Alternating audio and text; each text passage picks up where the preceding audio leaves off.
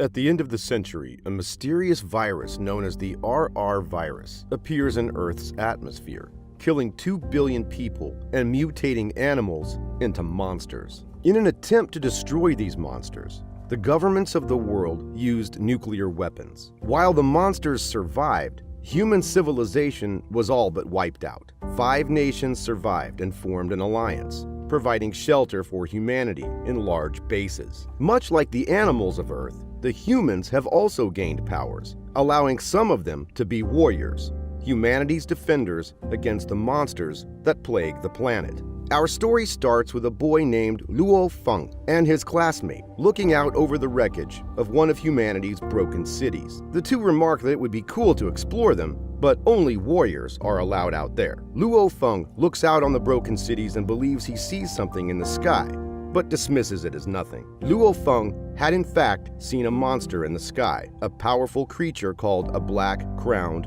golden eagle. At first, jets are dispatched to take it down, but when they fail, the military calls for a warrior to fight it. Luo Feng makes his way down into the city, where the news broadcasts that new research has cut the RR virus's airborne survival time by 30 minutes. He and his classmate begin talking about how everyone already has antibodies to the RR virus, and that is what allows humanity to produce warriors. As they walk, Luo Feng locks eyes with a girl from his class named Zhu. Both his friend and her friends clearly sense a mutual attraction and leave them alone. But before he can talk to her, another classmate of his, the wealthy and arrogant Zhang Haobai, pulls up in a fancy car and offers to take her home. The black-crowned golden eagle appears in the sky, causing havoc and destroying Zhang Haobai's car. The shockwaves from the black-crowned golden eagle's supersonic flight causes all of the building's windows to shatter, sending shards of glass flying down at Zhu. Time seems to slow down as Luo Feng swoops Zhu up in his arms and dodges around the shards of falling glass. The black-crowned golden eagle sends diamond-hard feathers down at Luo Feng and Zhu, but just as the feathers are about to skewer them, a warrior's blade flies in and destroys the feathers. An armored warrior drops down onto the blade as Luo Feng looks on in awe.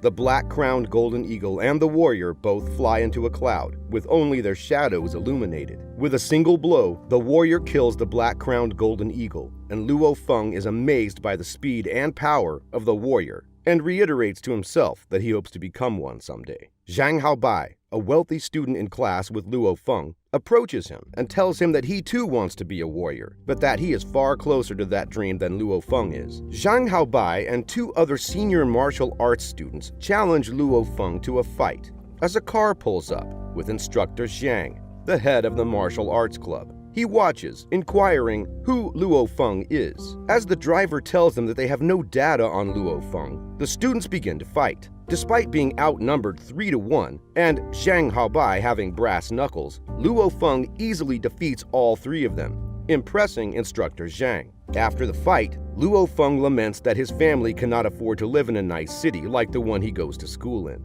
He makes his way down to the slums to his home, where it is revealed that he has a wheelchair-bound brother. He reflects on how getting to the military academy would allow him to afford a house with an elevator so his brother can leave the house with his wheelchair, something he currently cannot do. He also reflects on how his father wouldn't have to work so hard, and his parents could sleep in a bed instead of on the couch.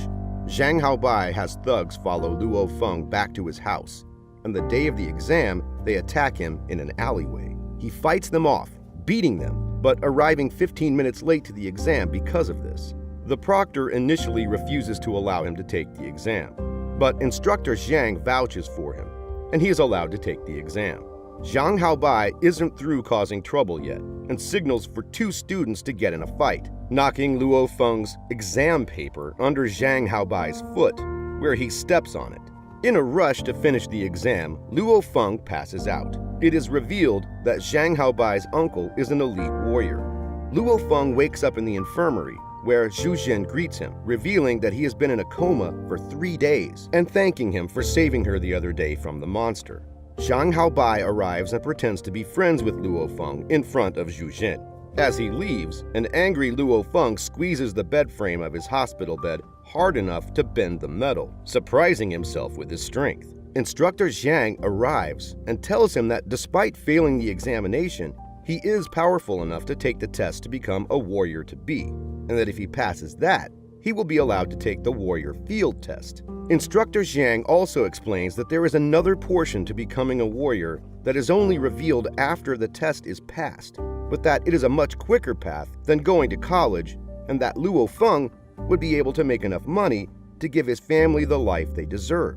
Luo Feng decides that in order to make money for his family, he will sign up for the test to become a warrior to be. Luo Feng's father heads out on a special job that promises to bring some extra money to the family, while Luo Feng is picked up by Instructor Zhang and introduced to Yang Wu, another potential warrior to be taking the test that day. Yang Wu asks Luo Feng what he wants to do if he passes the test, explaining that there are 4 options. Join the army to defeat the city during monster attacks, join a martial arts club and go out to attack monsters, joining a syndicate to help revitalize the economy, or become a mercenary to maintain order in remote areas. While excited by the wealth he could acquire for his family as a warrior, Luo Feng laments that he will likely never see Zhu Zhen again, as she is going to become part of society's wealthy elite. Meanwhile, back at the school, Zhu Zhen wonders where Luo Feng is, and Zhang Haobai gets a call and exits the classroom, and while he's gone, the rest of the class finds out that Luo Feng is taking the Warrior to Be exam, marveling at how cool that is. At the exam site, Luo Feng sees the warrior who had saved him from the monster in the first episode. A man named Wu Tong greets them at the testing facility and leads them each to a special chair with a visor. Luo Feng is seated in a special chair that sends him to a projection of one of humanity's wrecked cities, with the other test entrance. He and the other warriors to be fight monsters as the test begins. At first, Luo Feng is confused and scared as the other applicants kill monsters around him. But he remembers what it is he's fighting for, his family, and begins to take out the monsters himself. He fights a one-horned boar monster with his sword, and Yang Wu remarks that he is a very talented fighter. Luo Feng's sword gets stuck in the boar monster, and he uses his bare fists to take out a tiger mastiff monster. The group dispatches the monsters and goes to look for more. As the test goes on, we see that the job Luo Feng's father took on was at Zhang Haobai's house. As the test takers make their way through a building, they find themselves faced with an extremely powerful monster, a golden vulture. As the golden vulture takes down his teammates, Luo Feng picks up a sword and readies himself for battle. He avoids the golden vulture's attacks, only to have his sword snap in half against its head. It takes flight with him clinging to its side. As it dives, he plunges the broken sword into its eye. He is thrown off, and the injured golden vulture kills him, waking him up from the simulation.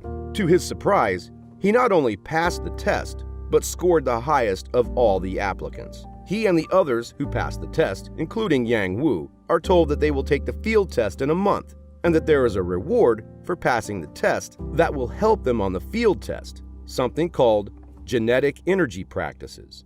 Back at Zhang Haobai's house, Zhang Haobai falsely accuses Luo Feng's father of cracking his expensive floor and shoves him. He orders his men to beat Luo Feng's father and his crew. Luo Feng intervenes and easily defeats Zhang Haobai and his thugs.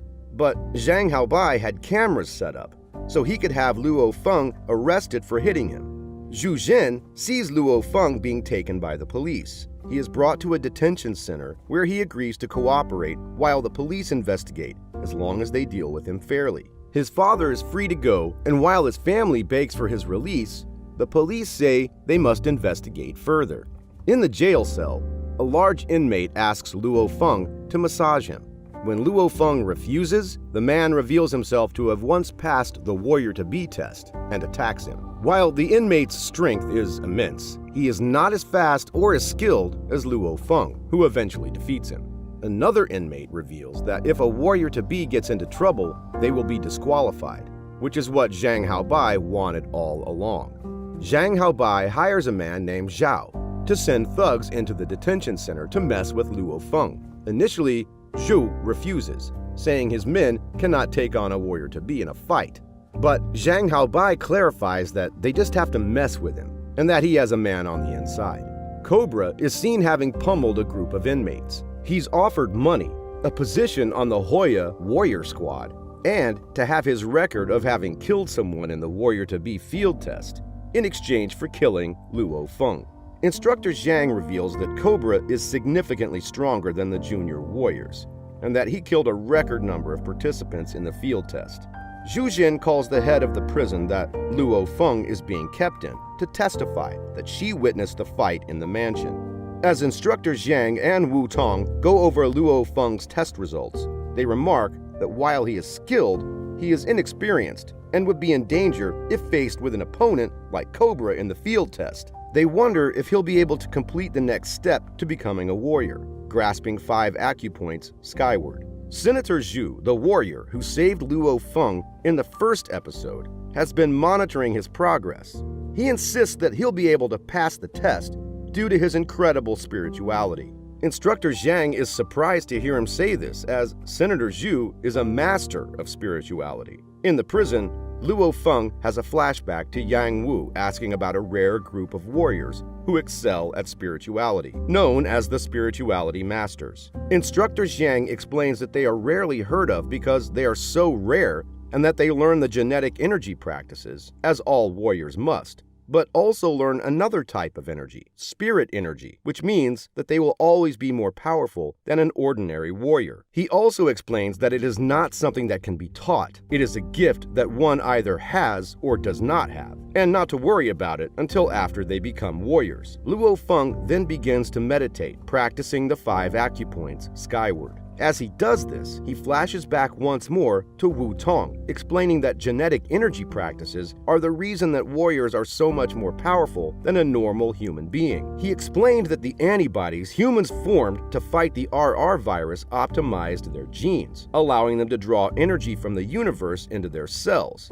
and that this energy is what gives warriors their enhanced abilities. The 5 acupoints skyward is how they draw this energy in. Luo Feng continues to practice this in the prison cell. He begins to sweat and panic. He forces himself to be calm and connects with the universe. He feels his genes optimizing, while at the same time, Cobra is meditating in a similar fashion. He's let out of his cell, and as he's walked past Luo Feng's cell, he sends a snake-like shadow into Luo Feng's cell to attack him while he meditates.